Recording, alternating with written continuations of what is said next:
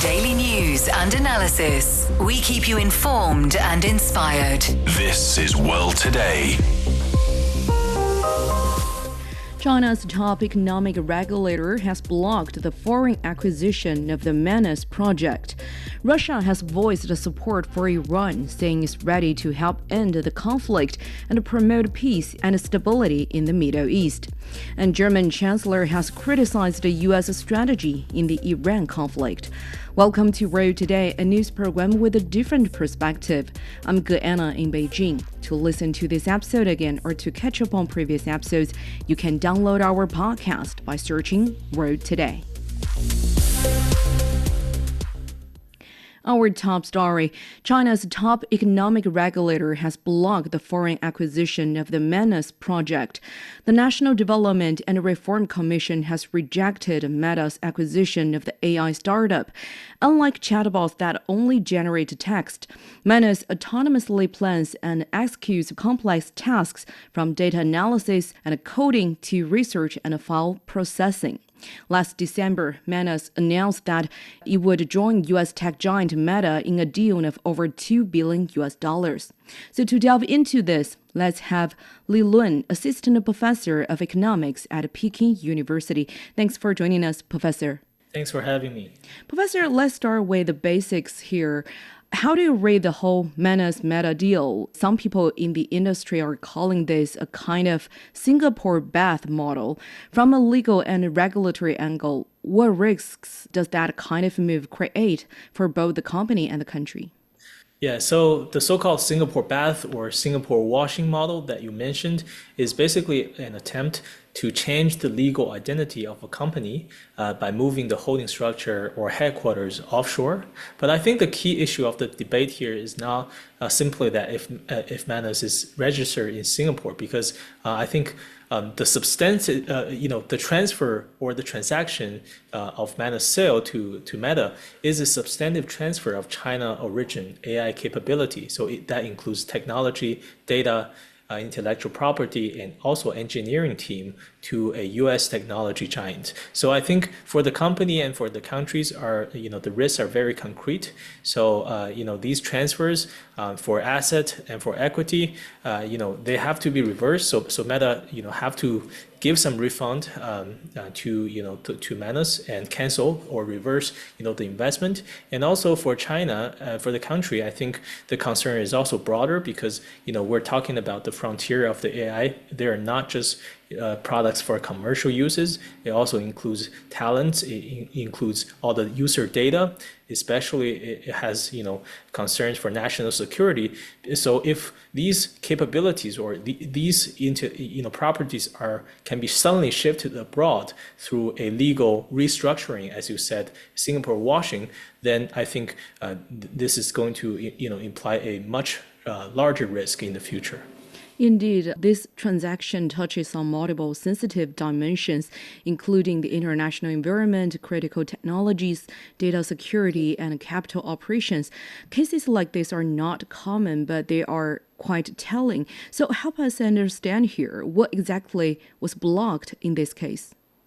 Yeah, so formally we're seeing that the NDRC's Foreign Investment Security Review is making a prohibition decision on this foreign acquisition of Meta's project, and basically it's requiring Meta, the party, to revoke or withdraw the acquisition transaction. So I think what we're prohibiting was not AI entrepreneurship or going global, because we have seen a lot of Chinese companies going global. Mm-hmm. I think in the Manus case, if you access to its website, the service is actually not available for mainland China, and there's an appearance of sudden de-Chinification for the company. So I think this could result in the overall transfer of a China-developed AI project to foreign control. So I think this is a real concern that it's not just about one line of code or one patent or one team. It's the whole package of the personnel, the technology, the data,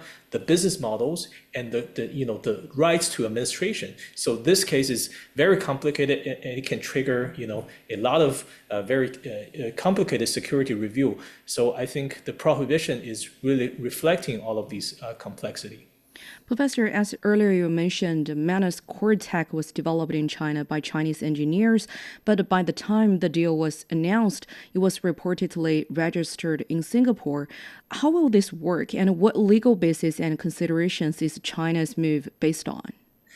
Yeah, so I think the legal basis appears to be this. So offshore registration, it does not automatically give you the status of a foreign company. So it doesn't erase the basis of your status as a Chinese company. If your core R&D, your core personnel, data, technology, and all of the history were connected to data, the regulators still have the authority, still may ask if the transaction is going to affect China's national security interest. And that's, I think, exactly the basis of this regulation. So I think in this very sensitive case, this acquisition of asset is going to have national security interest, is going to affect key technologies, especially in the scenario, in the background of this AI race between China and US. So I think we have to have more strict rules about especially these import-export of China's technology. And I do think that this jurisdiction is well-founded. Mm-hmm. Professor, as you mentioned earlier, reports say a big concern here is the transfer of an entire Chinese engineer team to a U.S. tech giant. Some analysis even call this acquisition-driven recruitment, saying Meta was really after the people, not the products. How do you see this? How important is it to protect talent as a strategic asset today? Yeah, so in AI, I think human capital is not something that's easily separable from technology, because the most valuable assets oftentimes is in the engineer's knowledge base, because how to build these agent systems, how to connect different AI tools, how to optimize workflows. These are all something that's in the human capital, that's in the engineer team. So I think what you mentioned, this acquisition-driven recruitment, is very sensitive, because if the deal is all about suddenly acquiring a whole engineering team who is very familiar not only about the technology but potentially also about some Chinese data, Chinese infrastructure, or Chinese sensitive information, I think this is going to matter a lot. So we have, for example, seen a global contest between US AI models and Chinese AI models. So it's really about the competition of people and accumulated know-how, and that is basically is going to determine the entire competition structure in the future. Mm-hmm. Speaking of the growing China-US AI competition, some foreign media say this move is a pretty strong warning. So do you agree with that take? And what signal, in your opinion, is China sending here? Yeah, so I think it does send a clear signal, but I think it's more towards the companies for following the compliance and build that compliance into part of its culture. I wouldn't describe this regulation purely as a geopolitical move or geopolitical competition or retaliation. I think it's more towards this appearance of the Chinification. For example, the company has been growing using Chinese engineers, Chinese infrastructure, and suddenly shifts headquarters to Singapore and to become a foreign entity, and before entering a foreign acquisition, I think that's what raises red flags. So I do think we have to take a case-by-case, standard case-by-case criteria, and I do think the message to global investors is this. So especially in these frontier AI transactions, these transactions involving technology that's from a different origin country have to be very sensitive, have to require some regulatory clearance, even if the target company is offshore or registered in a third country. Mm-hmm. Then building on that, as you said, there are many similar Chinese companies going global. For Chinese AI entrepreneurs seeking global expansion, what lessons does this Manus case offer, and what does a proper going global strategy look like? Yeah, so I do think the companies need to build this compliance into their business strategy from day one. So for these frontier AI companies, the legal review shouldn't really start when foreign investments suddenly pay interest. I think the legal review need to be in place throughout the entire process. And those should cover, for example, the technological export rules, What's the rules for data export? What's the rules for IP ownership, employment transfers, and also user data governance? And also, I think we need to avoid this appearance of the Chinification. For example, if as you mentioned, the so-called Singapore bath or Singapore washing is definitely going to raise some red flags for regulators. And and finally, I think the overseas structure is going to be more formal. So we need to see a more proper global strategy and with genuine overseas operations. So in the Manus case, it's unclear why it couldn't operate in mainland China based as a Chinese company, why it does to have these cross-border transfers. So I think having a right and legitimate global strategy is also very important. Thanks, Professor, for those valuable insights. That was Li Lun, Assistant Professor of Economics at Peking University. This is World Today. Stay with us. Hello, I'm Yin Liang, Kramer Chair Professor of Economics at Willamette University. In a rapidly changing world, staying informed has never been more important. World Today delivers sharp analysis, global perspectives, and the stories behind the headlines. It is your trusted source to understand what's shaping our world. World Today, bringing the world closer. You've been listening to World Today. Russia says it's ready to help end the conflict and support peace and stability in the Middle East. Russian President Vladimir Putin made the remarks during a meeting with Iranian Foreign Minister Abbas Araghchi in St. Petersburg. He also pledged to strengthen bilateral cooperation with Iran.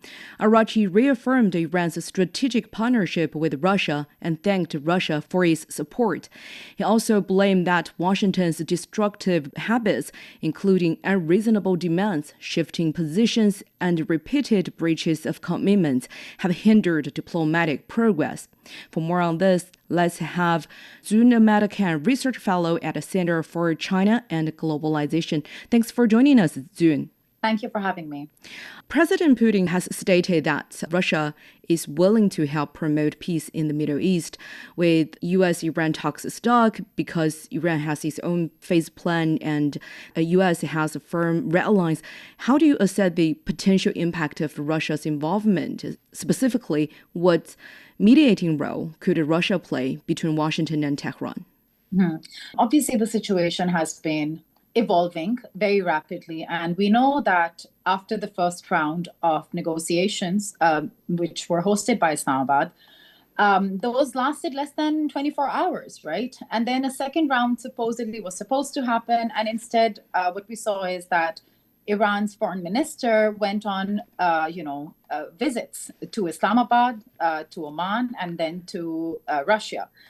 And whether or not, the Pakistan-hosted mediation efforts can bring fruitful results, the real question is, what are the red lines that both sides are drawing? And now a lot of people are noticing that Iran has gone to Russia, maybe two, for instance, to consider Russia as a possible mediator. But we know that that option, given Russia-US relations, given the current Russia-Ukraine conflict, given a lot of, strategic vantage points that we need to consider, Islamabad remains a more neutral mediator, and both Iran and the United States trust Islamabad with this role.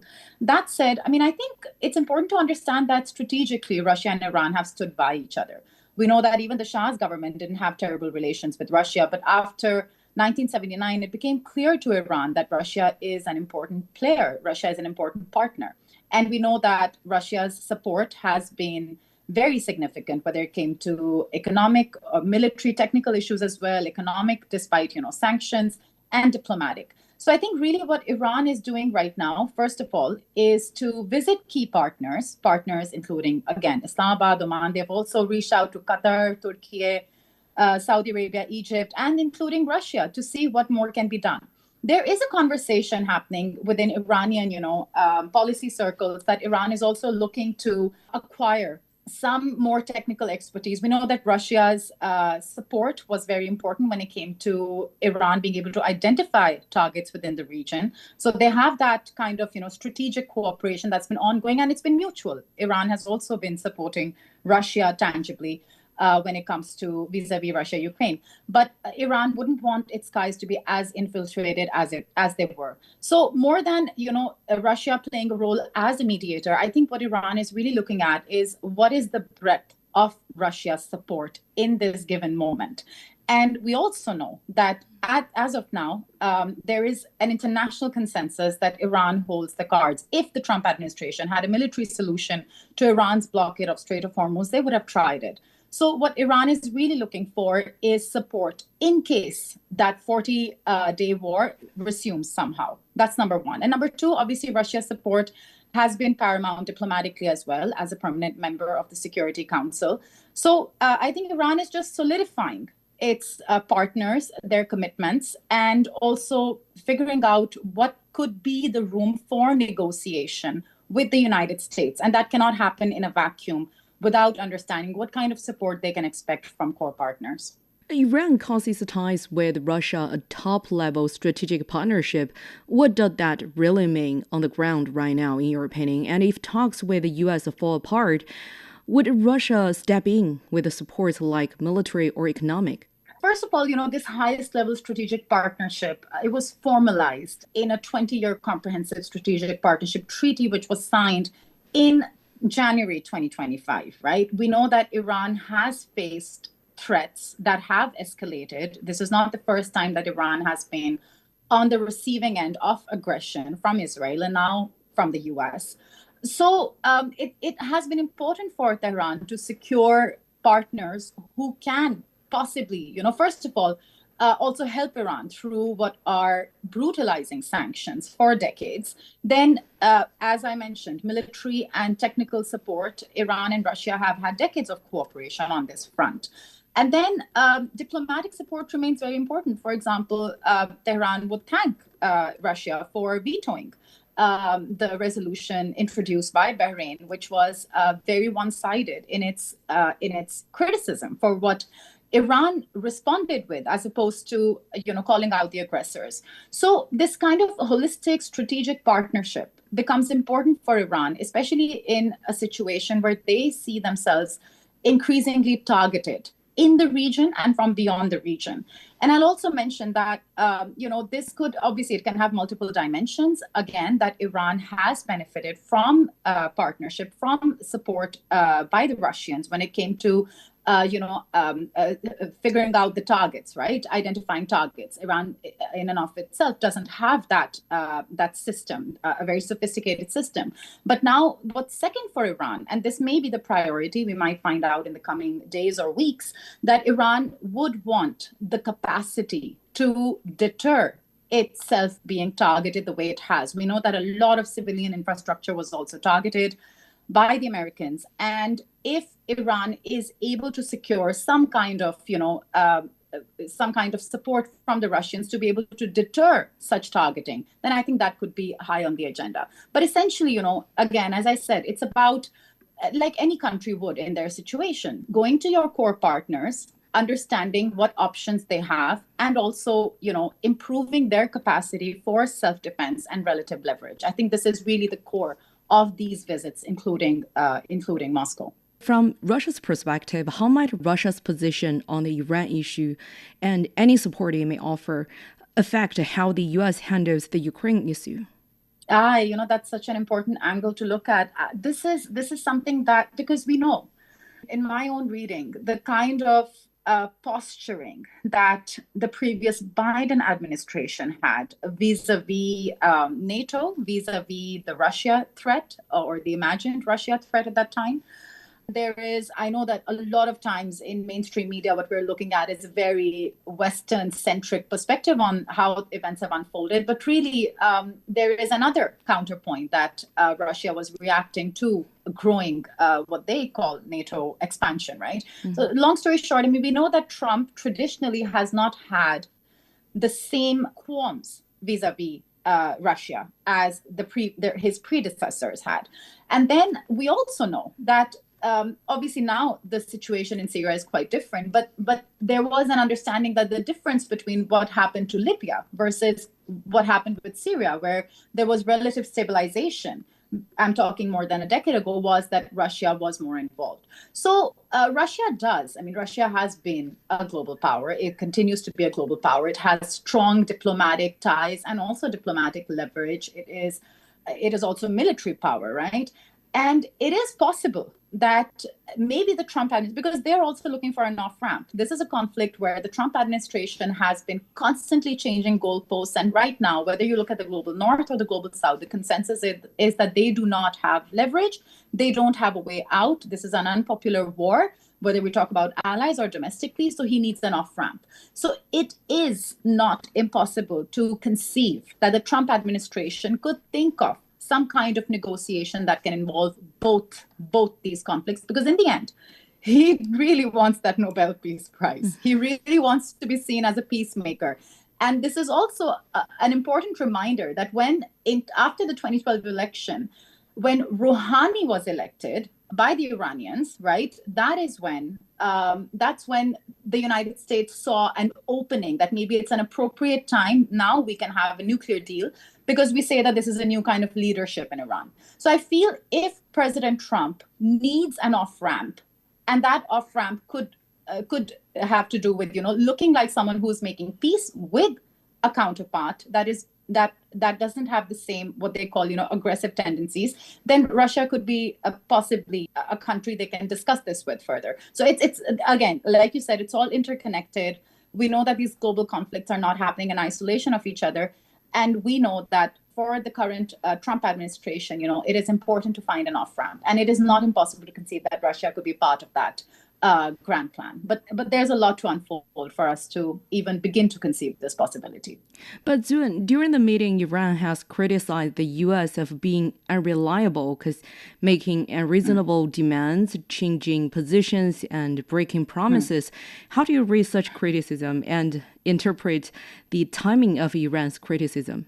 This is I think this is increasingly a global perception of the Trump administration. I mean, it's not just Iran. Look at even Carney from the Canadian leader, right? I mean, he's also saying that this is not a reliable administration. This is not a reliable president. And again, first it was Trump in 2018 who walked out of the JCPOA against what the Europeans were, supporting.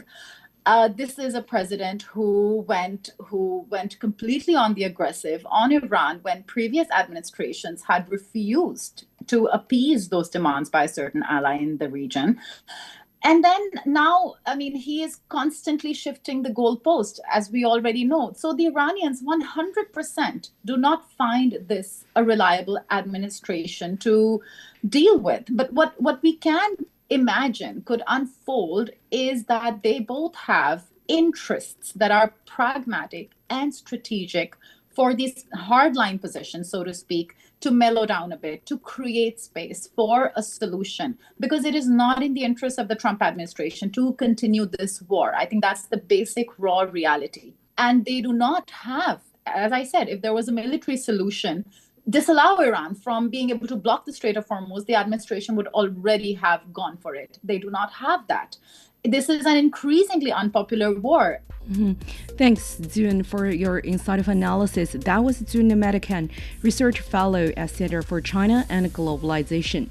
This is World Today. We'll be back after a short break.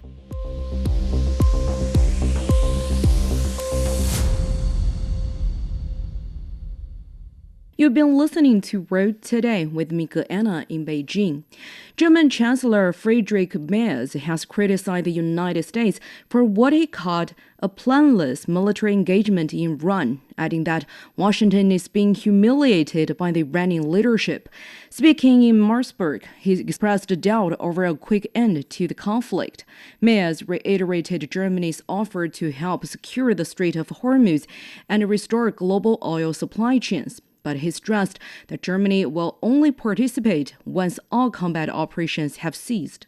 So for more on this, let's bring in Kamal Makili-Aliyev, Associate Professor at the School of Global Studies at the University of Gothenburg. Thanks for joining us. Thank you for having me. Professor Merz says the U.S. went into this conflict with no clear strategy, and the real issue is not just getting in, but getting out. He even brings up Afghanistan and Iraq as warnings. So how do you read that? What does it say about Europe's deeper worries about the U.S. strategy and foreign policy today? Well, the core of an argument is about strategic clarity. And from the European perspective, that concern is pretty much justified. When Merz draws parallels with past interventions, I think he's pointing to where the United States is very effective at projecting power, but much consistent in defining a political end state. So for Europe, the issue is not just that what the United States does, consequences that it leaves behind. Instability in the Middle East has repeatedly translated into economic shocks, migration pressures, and increased security risks for European states. So the deeper anxiety is structural. Europe depends on the US security leadership. That's clear. But Europe also has very limited influence of how that leadership is exercised. And when strategy appears open-ended, the dependence becomes a vulnerability for Europe. So the takeaway here, I think, is that European allies are increasingly calling not just US strength, well, not probably US strength, but more US strategic predictability. Mm-hmm. Professor Merz even says U.S. is being humiliated by Iran's leadership. That kind of criticism about an ally is pretty rare in Europe's diplomacy with the U.S. Is he just venting frustration, or is he signaling something more strategic? This is much more a policy signal than an emotional reaction. I think by using the term humiliated, Merz is rarely saying something just out of the blue, is arguing that the current deterrence is not worked, basically. That Iran has been able to challenge the US without facing clear or decisive response, particularly in sensitive areas like the Strait of Hormuz. So the message, I think, is, well, the message is that ambiguity can undermine credibility. And we've seen too much ambiguity from the United States in Europe to be uncomfortable with it. And at the same time, it serves a domestic purpose, preparing European audiences for more independent stance by signaling that the US is not always strategically effective, especially now. So I think this reflects quite a subtle but important shift. The US is still an essential security actor, that's for sure. But it's no longer seen as strategically unquestionable like it's been before. Mm-hmm. Professor Merz also says Germany is willing to join the mission in the Strait of Hormuz, but only if fighting stops and everything is under international law. So how should we read this "we will help, but only on certain terms" position? Does it reflect Europe's pursuit of strategic autonomy or an effort to avoid being drawn deeper into the U.S. agenda? Well, this is a clear example of the conditional alignment, and I think I spoke about that at your program before. Germany is saying we're willing to contribute, but only under specific defined legal and political constraints. So if that means probably exclusion of active combat operations, and it requires a mandate grounded in international law, and that reflects both domestic caution and strategic calculation. So on one level, Berlin wants to avoid being drawn into escalation dynamics. It does not control. But on the other hand, it's also asserting a more cautious and more autonomous role, in selectively rather than automatically aligning with US initiatives like it's been several times before. But this is not a disengagement in my understanding, but it's kind of redefinition of partnership. It's a shift. Europe is trying to act as a security provider, but on its own terms. So I think the implication here is more transactional transatlantic relationships where the sort is going to be increasingly conditional like we see right now. Mm-hmm. Professor, President Trump warned that if allies don't join the missions in the Strait of Hormuz, it would be bad for NATO's future. So How do you assess this dispute over Iran policy compared to previous transatlantic crisis? Does this episode suggest that Europe can eventually reduce its security dependence on the United States, or maybe just a start? Well, when Donald Trump links this to NATO, he's framing alliance solidarity as a policy alignment. But that approach is becoming less and less effective. What's different today is that tensions are no longer episodic. They became structural. And that's very clear. And the disagreements now cut across multiple areas in security, trade, geopolitical strategy. And these kind of, strains and disagreements, they're accumulating over time. On the other hand, said Europe cannot replace the US as a security provider in the near term, right? In the short term, it's impossible. The capability gap remains very significant for Europe. So what we're seeing now is not a break, but a shift. As I said, Europe is going to be trying to diversify the security options while still relying on the United States. But the reason is that this creates strategic ambiguity, and that can weaken the cohesion and deterrence of the whole alliance. And I think Trump intuitively knows that. Mm-hmm.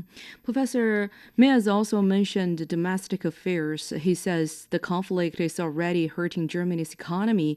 Growth forecasts have been cut almost in half for the next years.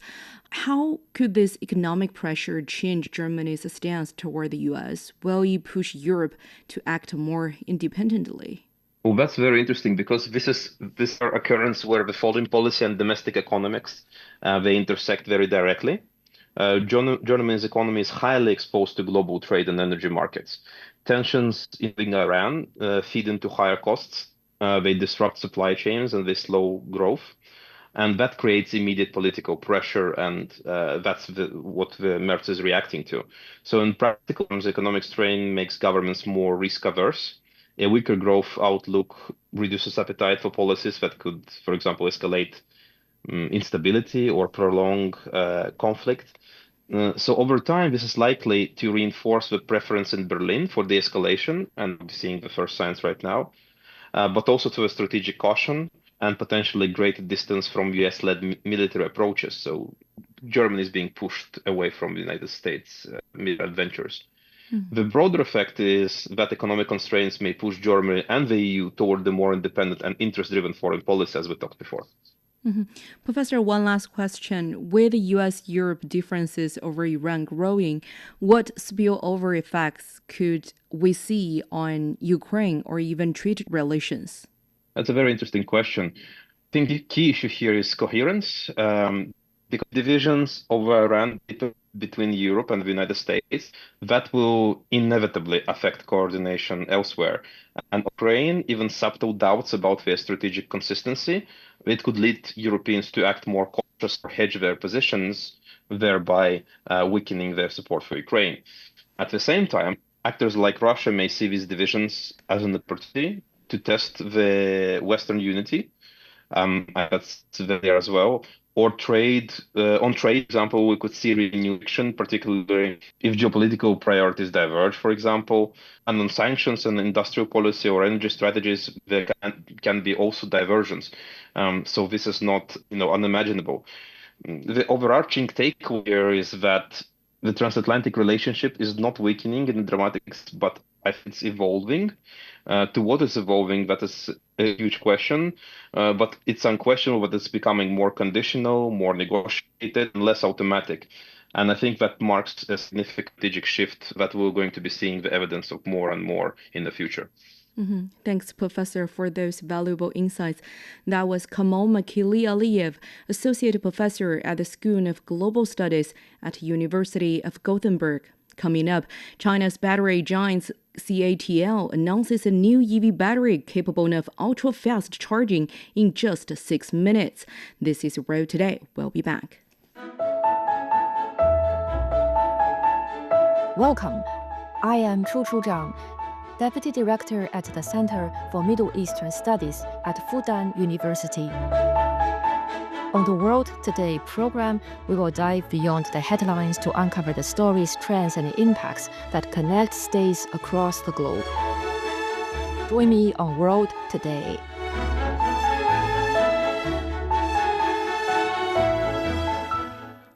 This is Road Today. China's battery giants are pushing the limits of electric vehicles faster than ever. CATL has developed a battery that allows an electric vehicle to drive 1,500 kilometers on a single charge, well beyond current industry norms. The company says its latest fast charging technology can take a battery from near empty to almost full in just over 6 minutes. Meanwhile, lots of advances are being unveiled at the Beijing International Auto Show, highlighting China's rapid development in the EV sector. So for more on this, my colleague Zhao Yang spoke with Andy Mok, Senior Research Fellow at the Center for China and Globalization. Andy, so CATL has developed a battery capable of allowing an EV to drive 1,500 kilometers on a single charge. So how do you see this technological breakthrough? Are we approaching the physical limits of battery performance, or is this just the beginning of another leap? Well, Zhao Yang, battery performance is crucial for electric vehicles, and I think, increasingly other kinds of applications. So I think, first of all, this is a very, very important development that we are seeing here. And CATL, of course, has been one of the pioneers, not just in China, but globally as well. And I think that, again, we go through, maybe we can think of it as different technological generations. But I would say that, broadly speaking, the short answer is no. I think we will continue to see further breakthroughs in the future, because I think given how crucial energy generation and storage is, this is something that for China, not just CATL, but I would say the entire Chinese ecosystem is, I think, very focused on this issue and coordinating and bringing a lot of resources to bear on this challenge, or perhaps we could even call it an opportunity as well.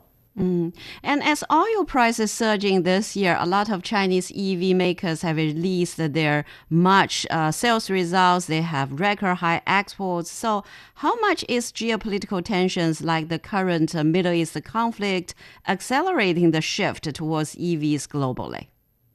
Well, I think that there's a question is this a one-off, or is this, will we see an accelerating trend towards renewable energy, or maybe moving away from fossil fuel vulnerability? And, I think it really is a wake-up call for many countries and businesses around the world that it's really better in terms of energy resilience to move towards more renewable sources. And actually, again, this is, I think, win-win, because, you provide greater energy resilience, but it's also better for the global environment as well. So I do think, that we will see some acceleration of this long-term trend. And this year's Beijing International Auto Show has brought together top global brands, the cutting-edge technologies, and advanced intelligent solutions. So what impressed you most? Well, I think every year, for me, and I think other people that are in China and paying attention to these developments, there's nothing too, I would say, impressive per se. But to me, what is really impressive is that people around the world, particularly, I think, in North America, are starting to wake up to the fact that, the Chinese automotive industry, that includes batteries, it includes, kind of the software, the design, are really not only world class, but, the way I've seen it described by some Western media is that China is a decade ahead, and this is the future. And it's, not evenly distributed, but it's certainly happening in China first. And for development of EVs, China has already approved for the Level 3 autonomous driving system on public roads in some cities like Shanghai and Shenzhen. So what exactly does L3 mean, and how do you see this approval's effect in practical terms? Well, so I think that the end point, Zhaoyang, I think, is that, fully autonomous vehicles. And that has important implications in that, that then could allow vehicles without steering wheels, without acceleration pedals, brake pedals. But we are not there yet. And I think China's taking, and so that we could call that L5, these autonomous vehicles that can drive themselves everywhere all the time. And I think, China's taking a very measured, balanced approach to this because, of course, we're in a world now where it's primarily humans driving vehicles. At least we're talking about consumer vehicles. So L3 is, I think, a transition point to say, okay, we're still going to keep the hardware, but we're going to move now towards situations where there are scenarios where the car can drive itself, but the human driver still needs to be available. And part of that availability means that these physical artifacts like steering wheels, like acceleration pedals, brake pedals, still need to be there. And I think this is not just a technological issue and it's not just a policy issue, but it also is I would say, consumer acceptance issue as well. Is that, I think China is doing a great job on, is making sure that people are being brought along, at a pace that is commensurate with the policy advances and the technology advances. And in China's competitive new energy vehicle market, what do you think will matter most over the next few years beyond price? Is that technology, software, supply chains, or brand trust? And how should foreign automakers localize to stay competitive? Well, I think if we look at the sector, the electric vehicle market sector, I think all of the above, right? So technology, of course, matters, supply chain, brand, customer service, post-sale support, all are very important. But I think what will really matter from a global perspective is what will some of these countries that have put up barriers to Chinese electric vehicles do? Because I think it's becoming increasingly obvious that there's enormous consumer demand. And I'll use the US as an example. I think average new vehicle prices in the United States now is about $50,000. China's EVs can be just as good, well-designed, high quality, reliable, but at a fraction of the price. And more American consumers are seeing this. So, how long can the government continue to deny its consumers, these, I think, very important alternatives? And I think this is probably one of the things that will have the greatest impact over the next few years. And what do foreign automakers need to do to keep competitive? I think, like Jim Farley, who's the CEO of Ford Motor, has said, numerous times, that these companies, foreign automakers, have to pay a lot of attention to what's going on in China, not just at the vehicle level, but at the component level. We talked about advances in battery technology. So I think, there's going to be a lot more attention focused on China. That was Andy Mock, a senior research fellow at the Center for China and Globalization, speaking with Zhao Yang. Coming up, China has added 38 new majors to its university education system. This is Road Today. Stay tuned. Hello, I am Dr. Digby James Wren, a political analyst and international relations scholar specializing in China area studies. World Today offers unmatched in-depth perspectives on China's politics, economics, business, technology and society. World Today's team of reporters and contributors provides valuable information from all of the world's major economies. I hope you can join me on World Today for the very best insights and news from China, on China, and help to build a better understanding of China's role in the world today. You've been listening to Road Today. China has added 38 new majors to its university education system, bringing to the total of 883 across 13 disciplines. The Ministry of Education makes adjustment in its newly released 2026 undergraduate program catalog.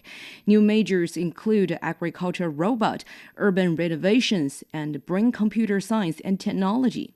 For the first time, the annual adjustment rate of programs has exceeded 10%. The adjustment is part of the country's efforts to push universities to better align with the national development priorities. So for more on this, my colleague Gao Yingshi spoke with Sili Zhou, Associate Professor of Economics and Finance at the University of Macau. So, what new majors stand out in the 2026 catalog, and what national priorities do they think no? That's a good question. So look at those pipeline again. This kind of the things is Beijing make very clear signal that we are betting on human-machine collaborations on the with economic or humanity chapters. So this is not treat AI just as tech sector, but integrate everything into more like human interactions and also the kind of intelligence to those topics. So actually, this is directly to China's industry plan, update manufacturing with all the AI.